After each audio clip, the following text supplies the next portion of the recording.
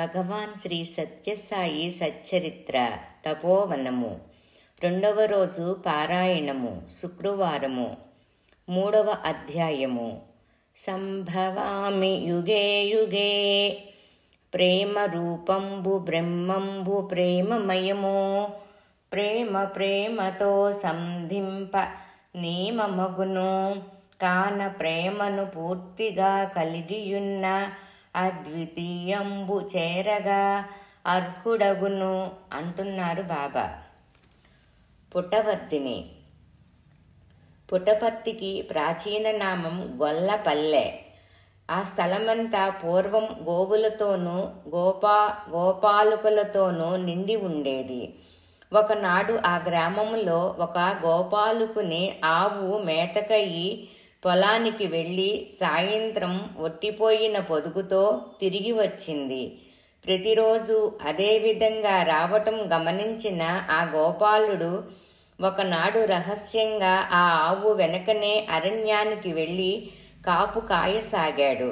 ఆ సమయములో ఆ ఆవు ఒక పుట్టను సమీపించడము, ఆ పుట్టలో నుంచి ఒక దేవతా సర్పం బయటకు వచ్చి ఆవు వెనక కాళ్లకు చుట్టుకొని పొదుగులోని పాలను ఆవుకేమాత్రం బాధ కలగకుండగా త్రాగటము చూసి ఆ గోపాలుడు ఆశ్చర్యపడి అది దేవతా సర్పమని గ్రహింపలేక పాముపై ఒక రాతిని విసిరివేశాడు.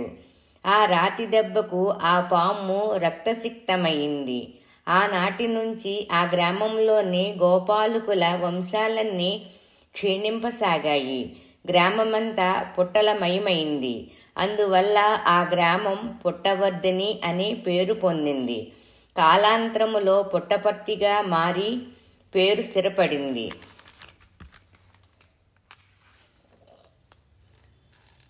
అనంతర కాలములో సర్పరక్తం చేత తడిసి ఎర్రని చార ఏర్పడ్డ ఆ రాతినే గోపాలస్వామిగా భావించి గ్రామ ప్రజలు గ్రామవృద్ధికయి పూజలు చెయ్యసాగారు. శ్రీకృష్ణదేవరాయల కాలములో వీరులైన పాలెగాండ్రకు ఈ పుట్టవర్ధిని గ్రామం స్థావరంగా ఉండేది. ఆ పాలెగాండ్రు కొందరు ఆ శిలకు ఆలయం కట్టించి నిత్యం ధూప నైవేద్యాలతో గోపాలస్వామిని ఆరాధించగా క్రమంగా ఆ గ్రామం అభివృద్ధి చెందసాగింది. కొన్ని సంవత్సరాల క్రితం సత్యసాయి భగవానుడు ఆ విగ్రహ మహాత్యాన్ని నిర్ధారించి దానికి అభిషేకం చేయించి చందనాలంకారం గావించినప్పుడు ఆ శిలపై మోహన మురళీధరుని రూపాన్ని అందరూ స్పష్టంగా దర్శించారు. ఈ పుట్టపర్తిలో రత్నాకరము అనే ఇంటి పేరు గల రాజవంశీయులున్నారు. వారు దైవభక్తి తత్పరులు. వారి వంశములోనే వెంకావధూత అనే మహాత్ముడు ప్రభవించాడు. సాయినాథుని తాతగారైన కొండమరాజు గారు పరిణితి పొందిన మనసుతో ఆధ్యాత్మిక జీవితం గడుపుతుండేవారు. భాగవత రామాయణ కథలు పద్యాలు ఆయనకు కంఠస్థములు. ఆయన తనకు కలిగిన స్వప్న ప్రేరణం వల్ల పుట్టపర్తిలో శ్రీకృష్ణుని సతీమణి అయిన సత్యభామాదేవికి ఆలయం కట్టించారు. దానినే ఈనాడు పుట్టపర్తిలో సత్యమ్మ గుడి అని పిలుస్తున్నారు.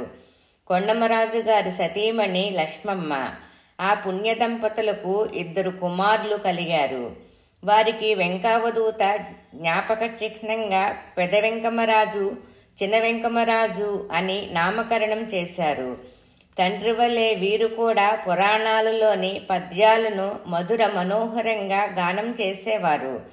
ఆ రోజులలో కర్నూలు జిల్లా కోయిలకుంట్ల తాలూకా కొలిమిగండ్ల గ్రామంలో కొండమరాజు గారికి ఆత్మీయులైన దగ్గర బంధువులు నివసించేవారు. వారు మేసరగండ వంశస్థులు. వారిలో మేసరంగండ సుబ్బరాజు గారు ఆ గ్రామంలో ఒక శివాలయం కట్టించారు. ఆ శివాలయం కట్టించిన క్రొత్తలలో వారికి ఒక అమ్మాయి పుట్టింది. అందువల్ల ఆమెకు తల్లిదండ్రులు ఈశ్వరమ్మ అనే పేరు పెట్టారు. ఒక పర్యాయం కొండమరాజు గారు తీర్థయాత్రలకు వెళ్లి వస్తూ ఆ గ్రామం చేరుకొని అరణ్య ప్రాంతములో బందిపోటు దొంగలకు ఆటపట్టుగా ఉన్న ఆ గ్రామములో తన బంధువులు ఇబ్బందులు పడుతుండటం గమనించి ఆయన ఎంతో బాధపడి వారిని వచ్చి చిత్రావతి తీరములోని కర్ణాట నాగపల్లిలో స్థిరపడమని హితువు చెప్పారు. ఆ విధంగా వచ్చి ఉన్నట్లయితే వారి అమ్మాయిని తన కోడలుగా చేసుకుంటానని కూడా మాట ఇచ్చారు. ఆ మాట ప్రకారం వారు వచ్చి కర్ణాటక నాగపల్లిలో భూములు కొనుక్కొని స్థిరపడ్డారు. తర్వాత భగవంతుని సంకల్పానుసారం ఈశ్వరమ్మ పెదవెంకమరాజు గారి ధర్మపత్ని అయ్యింది. మేసరంగండ వంశం నుంచి ఆమె రత్నాకర వంశంలో అడుగుపెట్టింది. ఈశ్వరమ్మ పెద్ద వెంకమరాజు దంపతులకు శేషమరాజు అనే కుమారుడు, వెంకమ్మ పార్వతమ్మ అనే కుమార్తెలు కలిగారు. అనంతరం 4 పర్యాయాలు గర్భం నిలవలేదు. అందుకు అత్తగారు లక్ష్మమ్మ గారు ఎంతో బాధపడి అనేక విధాలుగా భగవంతుణ్ణి ప్రార్థించింది. తపోవనము 55వ పేజీ. స్వామి అవతరణము. ఎందరో సాధువులు, సత్పురుషులు, జ్ఞానులు భగవంతుని అవతరణమునకై చేసిన ప్రార్థనలు ఫలింపబోతున్నాయి. భూదేవి ఆవేదన కరుణామయుడైన జగత్ప్రభువును కదిలించి వేసింది. దేవకీదేవికి అష్టమ గర్భములో శ్రీకృష్ణ పరమాత్ముడు అవతరించినట్లు ఈశ్వరమ్మకు అష్టమ గర్భములో ఆ పరమాత్ముడు, పరంధాముడు, పరాత్పరుడు అవతరింపబోతున్నాడు. ఆశ్చర్యకరంగా రాత్రిపూట కొండమరాజు గారి ఇంటిలోని తంబుర మద్దెలలు వాటంతటవే మ్రోగసాగాయి. ఆ దివ్యధనులకు అందరూ ఆశ్చర్యానందాలను పొందసాగారు. పెదవెంకమరాజు బుక్కపట్నం వెళ్లి జ్యోతిర్వేత్తలను సంప్రదించాడు. వారు ప్రాచీన గ్రంథాలను పరిశీలించి, మీ ఇంట్లో ఎవరైనా స్త్రీ గర్భవతిగా ఉన్నదా అని అడిగారు. అవునని ఆయన చెప్పగా ఆ గర్భస్థ శిశువును ఆనందపరచడం కోసం దేవతలు సంగీతం వినిపిస్తున్నారు. అవతార పురుషులు ఆవిర్భవించేటప్పుడు ఇలా జరుగుతుంది అని శాస్త్ర ప్రమాణాలను చూపించారు. అది 1926వ సంవత్సరము నవంబర్ 23వ తేదీ అక్షయనామ సంవత్సరం కార్తీక బహుళ తదియ సోమవారము ఆర్ధ నక్షత్రం. పరమశివునకు ప్రీతికరమైన కార్తీక సోమవారము. ఆ తెల్లవారుజాము సమయాన 4 గంటల నుంచి ఈశ్వరమ్మ అత్తగారు పురోహితుల వారింట జరుగుతున్న సత్యనారాయణ స్వామి వ్రతములో నిమగ్నమై ఉన్నది. కోడలు ప్రసవించే సమయం దగ్గర పడుతున్నదని అనేక పర్యాయాలు కబురు చేసిన లక్ష్మమ్మ గారు సత్యనారాయణ స్వామి పూజ పూర్తి చేసుకొని ఆ ప్రసాదం తీసుకొని తప్ప ఇంటికి వెళ్ళకూడదని నిశ్చయించుకున్నది. చివరకు ఆ విధంగానే ఆమె కోడలకు ప్రసాదం తెచ్చి ఇచ్చింది. తెల్లవారుజామున 5 గంటల 6 నిమిషములయ్యింది. మలయమారుతం చల్లగా మెల్లగా వీస్తున్నది. దేవాలయ ధ్వజస్తంభంపై చిరుగంటలు సవ్వడి చేస్తున్నాయి. ఇంట్లో దివ్యమంగళ వాద్యాలు వాటంతటవే మ్రోగుతున్నాయి. ఆ పరమ పవిత్రమైన శుభ సమయములో శ్రీ శ్రీ శ్రీ సత్యసాయి అవతార పురుషుడు అవతరించాడు. చెక్కిట చిన్న పుట్టుమచ్చతో ఆ దివ్యబాలుని ముఖం చంద్రబింబం వలె ఉంది. మహావిష్ణువుకు ఉన్నట్లే వక్షస్థలంపై శ్రీవత్సమనే పుట్టుమచ్చతో పాదాలలో శంఖ చక్ర చిహ్నాలతో ఆ బాలుడు తేజరిల్లసాగాడు. ఆ దివ్యబాలుడు జన్మించగానే అత్తగారు లక్ష్మమ్మ గారు ఆ పసికందును పురిటి గదిలో ఒక మూల తాటాకులపై పక్కవేసి పడుకొనబెట్టింది. కొంతసేపటికి ఆ పక్క అటు ఇటు కదలసాగింది. తీరా ఆ బాలుణ్ణి ఎత్తుకొని పక్క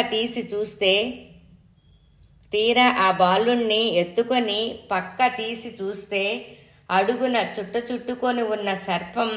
పుటపర్తి గ్రామములో సహజంగా చాలా పాములున్న మాట నిజమే. కాని ఈ విధంగా పడక గదిలో పాము సెయ్యవలే అమరి ఉండటం అసాధారణ విషయం. శయ్య అంటే పడకనమాట. తర్వాత వెతికితే ఆ సర్పం ఆ గదిలో ఎక్కడా కనిపించలేదు. ఇది కేవలం భగవంతుడైన విష్ణుమూర్తికి శయ్యగా ఏర్పడటానికి ఆదిశేషుడు రావటం తప్ప మరొకటి కాదు. ఇది ఈ అవతారమూర్తి ముందటి అద్భుత చర్య. ఇది ఈ అవతారమూర్తి మొదటి అద్భుత చర్య. సత్యనారాయణ స్వామి ప్రసాదం స్వీకరించిన తర్వాత జన్మించాడు కాబట్టి ఈ బాలునికి సత్యనారాయణుడనే నామకరణం చేశారు. ఈ పేరు కొండమరాజు గారికి ఎంతో సంతృప్తిని కలిగించింది. కారణం ఆయనకు సంస్కృత భాగవతంలోని కృష్ణావతారణం సన్నివేశం గుర్తుకు వచ్చింది. నారాయణుడు కృష్ణుడుగా అవతరించినప్పుడు బ్రహ్మదేవుడు అక్కడకు వచ్చి బాలకృష్ణునికి నమస్కరించి సత్యవ్రతం సత్యపరం త్రిసత్యం సత్యస్య యోని నిహితం చ సత్యే సత్యస్య సత్యం ఋతు సత్యనేత్రం సత్యాత్మకం త్వాం శరణం ప్రపన్నః. ఓ దేవదేవ, నీవు సత్యమే వ్రతముగా కలవాడువు. సత్యమే నిన్ను పొందుటకు ఉపాయము. అన్ని కాలములలోనూ నిత్యుడువు కాన నీవు త్రిసత్యుడవు. పంచభూతముల ఉత్పత్తికి నీవే కారుండవు. నీవు సత్యమునకే సత్యమట. నీవు శాశ్వతుడవు. అట్టి సత్యాత్మకుడువైన నిన్ను శరణు వేడుతున్నాను అని పలికాడు. సత్యసాయినాథుని నామధేయమును బట్టి కూడా ఆయన సత్యముగా నారాయణుడని సత్యస్వరూపుడని స్పష్టమవుతున్నది. ప్రసవము కాదు, ప్రవేశము. 57వ పేజీ. తపోవనము. మహాభాగవతములో శ్రీమన్నారాయణుడు భూమిపై శ్రీకృష్ణుడుగా అవతరింపదలచి దేవకీదేవి గర్భములో ప్రవేశించాడు అని ఉన్నది. సత్యసాయి పరమాత్ముడు ఆనాటి కృష్ణుడును నేనే అని ప్రకటించిన తర్వాత శాస్త్రాలు పురాణాలు చదువుకున్న వెంకటగిరి ఆస్థాన పండితుడు రామశర్మ ఒకసారి సాయినాథుడు మందిరములో కూర్చొని ఆధ్యాత్మిక విషయాలను ముచ్చటిస్తున్న సమయములో, స్వామి, మీ జననము ప్రసవమా వల్ల కలిగిందా లేక ప్రవేశము వల్ల కలిగిందా అని అడిగాడు. ఆ ప్రశ్నకు అందరూ ఆశ్చర్యపడ్డారు. ఏమిటి ప్రశ్నలోని ఔచిత్యం అనుకున్నారు. కానీ ఆ ప్రశ్నలోని పరమార్థం తెలిసిన స్వామి అచట మొదట వరుసలో కూర్చున్న మాతృదేవత ఈశ్వరమ్మ గారి వైపు తిరిగి, ఆనాడు నూతి దగ్గర నీళ్లు తోడుతున్నప్పుడు ఏమి జరిగిందో రామశర్మకు చెప్పు అన్నారు.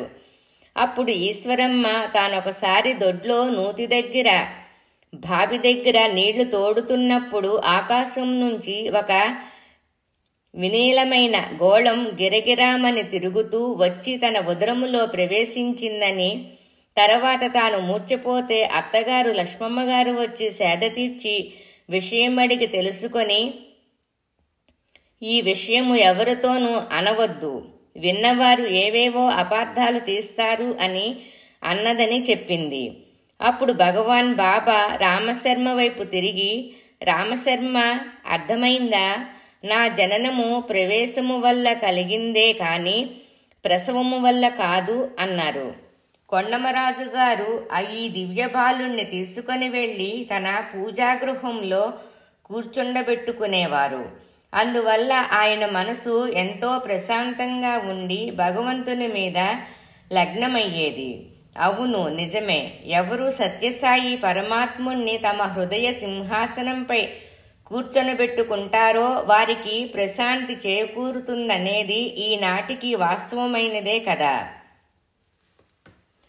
ఇరుగు పొరుగు స్త్రీలు ఈ అందాల పసిబాలుని చుట్టూ చేరి ఆడిస్తూ లాలిస్తూ గంటల కొద్దీ గడిపేవారు. ఆ స్త్రీలు ఏ కులాల వారైనా ఏ మతాలు వారైనా ఈశ్వరమ్మ అభ్యంతరం చెప్పేది కాదు. ఆ పసిబాలుడు ఆ మాతృమూర్తుల్ని చూసి తల్లి ఒడిలో నుంచి వారి దగ్గరికి వెళతానని మారం చేసేవాడు. వారి దగ్గరకు వెళ్లే వరకు సుమితంగా ఉండేవాడు కాదు. తనను హృదయపూర్వకంగా కోరుకునే వారి దగ్గరకు తాను తప్పక వస్తానని సత్యసాయి పరమాత్ముడు ఒక పర్యాయం తెలిపారు. ఆ విషయం స్వామి చిన్ననాటి నుంచి ఆచరణలో పెట్టి చూపించారని అనిపిస్తుంది. ఈ సంఘటనలు విన్నప్పుడు ఆ గ్రామంలో కొండమరాజు గారింటికి ఒక ఇల్లు అవతల కరణం గారిల్లు. కరణం గారి భార్య సుబ్బమ్మ దివ్యబాలుడైన సత్యాన్ని ఎత్తుకొని పరమానందం పొందుతుంటే ఆ బాలుడు వికసిత వదనంతో కిలకిలా నవ్వుతుండేవాడు. ఆమె విజయగర్వంతో ఆ బాలుణ్ణి తన ఇంటికి తీసుకొని వెళ్లేది. ఆమెకు పిల్లలు లేరు. అందువల్ల ఆమె సత్యాన్ని ఎంతో ప్రేమగా చూస్తూ ఉండేది. సత్యం సుబ్బమ్మ గారింటికి వెళ్లడానికి మారం చేస్తుంటే ఇతడు కూడా తాత కొండమరాజు గారి వలె శాకాహారి కాగలడని, అందువలనే సుబ్బమ్మ గారింటి వాతావరణం ఇష్టపడుతున్నాడని సన్నిహితులు భావించేవారు. సత్యం సుబ్బమ్మ గారింట్లో ఉన్నంత ఆనందంగా తన ఇంట్లో ఉండేవాడు కాదు. దీన్ని గమనించిన బంధువులు ఈశ్వరమ్మను దేవకి అని, సుబ్బమ్మను యశోద అని అనేవారు. సత్యం ఎన్నడూ తనకు తినటానికి ఫలానాది కావాలి అని, ధరించడానికి ఫలానా బట్టలు కావాలని కానీ అడిగేవాడు కాదు. హిందూపురం నుంచి కానీ అనంతపురం నుంచి కానీ పిల్లలందరికీ బట్టలు తెస్తే పిల్లలంతా ఎవరికి కావలసినవి వారు తీసుకోగా చివరగా మిగిలిన దాన్ని తాను తీసుకునేవాడు. తనకు ఒక ప్రత్యేకమైన కోరిక కానీ ఆసక్తి కానీ ఉన్నట్లు ఎప్పుడూ కనిపించేది కాదు. కానీ ఇతర పిల్లల సంతోషం చూసి సత్యం ముఖం ఆనందంతో వెలిగిపోతూ ఉండేది. మీ ఆనందమే నాకు ఆహారం అంటే ఇదే కాబోలు. ఎవరు ఏ జీవిని కష్టపెట్టినా ఆ కరుణామయుని మనసు తల్లడిల్లిపోయేది. ఒకసారి ఆ గ్రామంలో కొందరు తుంటరి బాలురు 1 డజను కప్పల్ని పట్టుకొని బుట్టలో పెట్టి వాటిని హింసించి ఆడుకొనడానికి తీసుకొని వెళుతున్నారు. అప్పుడు సత్యం వాటిని విడిచిపెట్టమని కోరాడు. అందుకు వారు సమ్మతించలేదు. అప్పుడు సత్యం దివ్య సంకల్పంతో ఆ కప్పల్ని పావురాలుగా మార్చివేసి బుట్టలో కప్పలు లేవు చూడమన్నాడు. వారు మూత తీసి చూసేసరికి ఆ పావురాలన్నీ వినివీధిలోకి ఎగిరిపోయాయి. నిజమే, సత్యసాయి భగవానుడు ఆనాటి నుంచి ఈనాటి వరకు అజ్ఞానమనే బురదలో హీనాతిహీనంగా జీవిస్తున్న కప్పల వంటి మానవులను హాయిగా, ధైర్యంగా, స్వేచ్ఛగా విహంగాల వలె ఆధ్యాత్మిక వినివీధులు విహరించేలా చేస్తున్నారు. చిన్ననాటి నుంచి సత్యానికి ప్రకృతిని పరిశీలించటం అంటే చాలా ఇష్టం. ఆ దివ్యబాలుడు పర్వత శిఖరాలను, నక్షత్రాలను, ఆకాశాన్ని నిశ్శబ్దంగా ఆనందంగా చూస్తూ చాలాసేపు గడిపేవాడు. గంభీరంగా ఉన్న సత్యాన్ని చూసి పుట్టపర్తిలోని మహిళామణులు బ్రహ్మజ్ఞాని అని అనేవారు పరిహాసానికి. అలా అంటున్నామనుకున్నారే కానీ సత్యం నిజంగా బ్రహ్మజ్ఞాని అని వారికి తెలియదు. తపోవనం 59వ పేజీ. దివ్య స్పర్శ. పుట్టపర్తి గ్రామంలో సాయం సంధ్య సమయములో ఈశ్వరమ్మ, కరణం సుబ్బమ్మ ఇద్దరూ అరుగు మీద కూర్చొని ఉన్నప్పుడు వారి ఎదుటే వీధిలో సత్యం కళ్లకు గంతలు కట్టుకొని తోటి బాలురుతో దాగుడు మూతలాడుతున్నాడు. ఆ గోధూళి వేళ సంధ్యా సమయములో పశువులు ఇళ్లకు తిరిగి వస్తున్నాయి. వాటిల్లో కొన్ని పొగరబోతూ పొట్లగిత్తులున్నాయి. ఆ ఎద్దులు సత్యాన్ని ఏమి చేస్తాయోనని ఈశ్వరమ్మ ఆందోళన పడుతుంటే సుబ్బమ్మ, నీవు స్థిమితంగా ఉండి ఏమి జరుగుతుందో చూస్తుండు అనేది. కళ్లకు గంతలు కట్టుకున్న సత్యం ఆ పొగరబోతు పశువుల్నే పట్టుకునేవాడు. ఆ లీలాబాలుని దివ్యస్పర్శకు లోబడిపోయి ఆ పశువులు శిరసు వంచి నమ్రతతో సాత్వికంగా మారిపోయేవి. ఈ దృశ్యం చూసేవారికి అమితమైన ఆశ్చర్యం కలిగించేది. సత్యం ఆర్ధా నక్షత్రములో జన్మించడం వల్ల కాబోలు ఆర్ధా హృదయుడుగా ఉండేవాడు.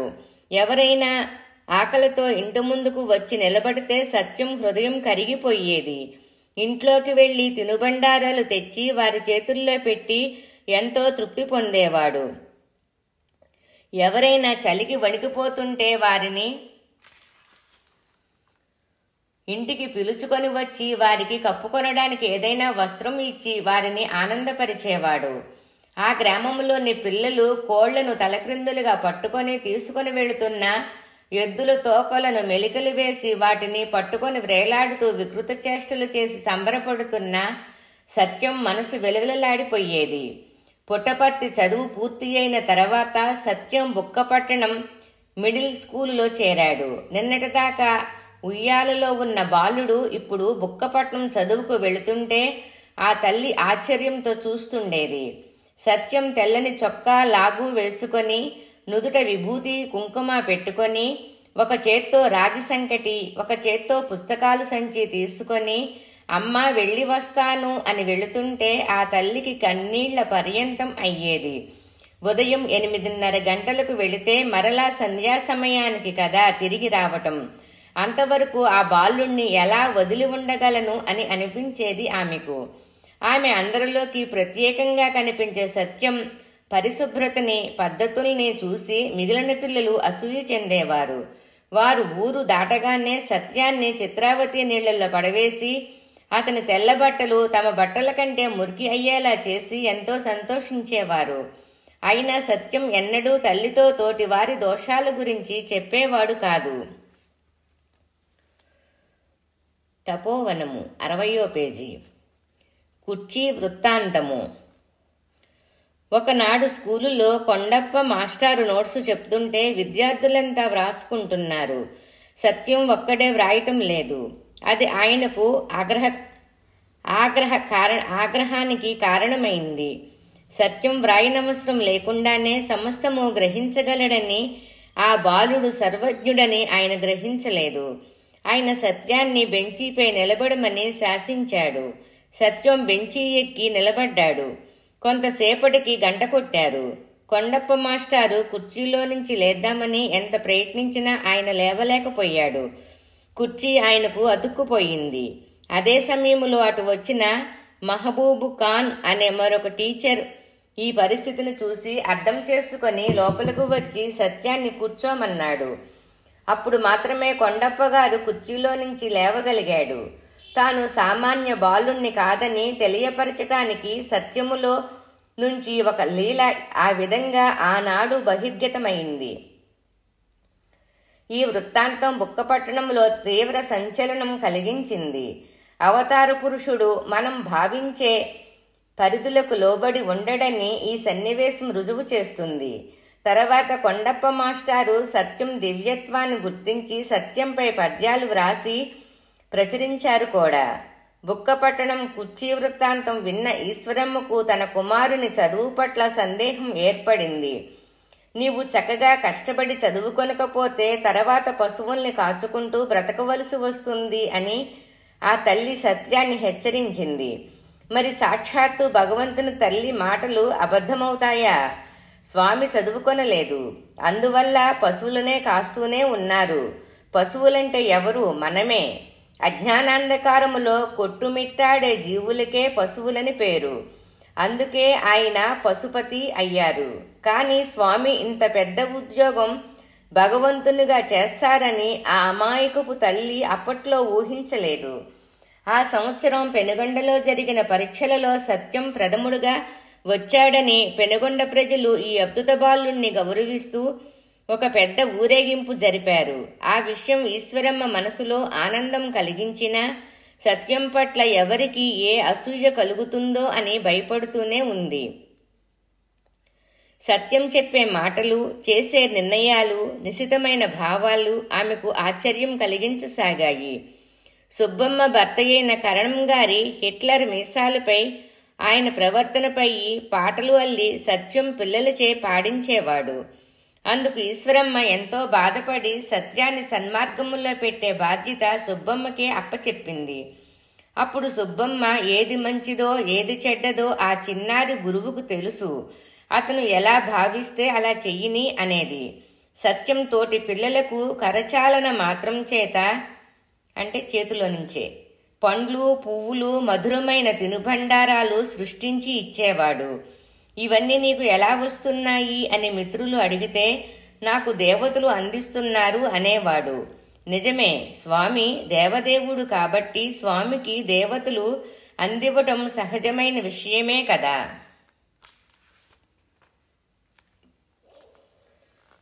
62వ పేజీ. తపోవనము. పులిని వేటాడిన వ్యక్తిని మందలించటం. ఒకరోజు మధ్యాహ్న సమయములో యూనిఫారములో ఉన్న ఒక డ్రైవరు పెద్ద పెద్ద అడుగులు వేస్తూ పుట్టపర్తి గ్రామంలోకి రాసాగాడు. అతడు వస్తుంటే చెట్ల మీద పక్షులన్నీ హాహాకారాలు చెయ్యసాగాయి. సత్యం కర్ణం సుబ్బమ్మ గారి ఇంటి అరుగు మీద కూర్చొని తోటి పిల్లలతో సంభాషిస్తూ ఉన్నాడు. ఆ డ్రైవరు అక్కడికి రాగానే ఆ పిల్లలందరూ భయపడి వెళ్లిపోయారు. అతను సత్యంతో, మా సాహెబ్ గారి జీపు చిత్రావతి అవతల ఆగిపోయింది. సాహెబ్ చాలా కోపంతో ఉన్నారు. ఇక్కడ ఎవరో దివ్యబాలుడున్నాడట, విభూతి కోసం వచ్చాను అన్నాడు. ఆ మాటలు విని సత్యం వస్తున్నాను పదా అని బయలుదేరాడు. జీపు లోపల చనిపోయిన పెద్ద పులి శరీరం నిమురుతూ విజయగర్వంతో ఉన్న సాహెబ్ను చూసి సత్యం, ఈ పెద్ద పులి నీకు ఏమి అపకారం చేసింది? అకారణంగా దీన్ని ఎందుకు చంపావు? అడవిలో దీని పిల్లలు 2 తల్లి లేక ఏడుస్తున్నాయి. నేనే ఈ జీపుని కదలకుండా చేశాను. నువ్వు వెనక్కి వెళ్లి ఆ పిల్లల్ని తీసుకుని వెళ్లి జూలో అప్పగించు. ఇంకెన్నడూ నీ సంతోషం కోసం మరొక జీవిని చంపకు. షూట్ చేయవలసింది తుపాకీతో కాదు, కెమెరాతో. అది నిన్ను గొప్పవాణ్ణి చేస్తుంది అన్నాడు. విచిత్రంగా వెంటనే జీపు ఇంజన్ పనిచేయసాగింది. ఆ సాహెబ్ జీపుని వెనక్కు పోనిచ్చాడు. ఒక ఆంగ్లేయుణ్ణి, అది తుపాకీ పట్టుకున్న వాణ్ణి తన కుమారుడు ఎదిరించినందుకు పోలీసుల వల్ల ఎటువంటి ఇబ్బందులు పడవలసి వస్తుందోనని తండ్రి పెదవెంకమరాజు ఎంతో భయపడ్డాడు. కానీ తర్వాత ఆ సాహెబు పశ్చాత్తాపం పొంది ఆ పులి చర్మాన్ని తీసుకుని వచ్చి సత్యం కూర్చునే కుర్చీకి పాదపీఠంగా సమర్పించాడు. అదే ఈనాటికి ప్రశాంత నిలయములో భగవాన్ బాబా సింహాసనం దగ్గర పాదపీఠంగా ఉంది. ఈ ఒక్కొక్క సంఘటన సత్యం విశిష్ట వ్యక్తిత్వానికి దర్పణంగా నిలుస్తుంది.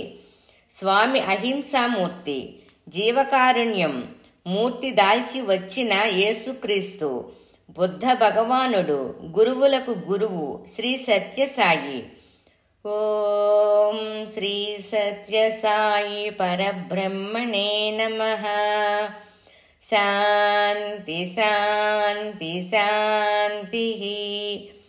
ఇది 3వ అధ్యాయము సంపూర్ణం.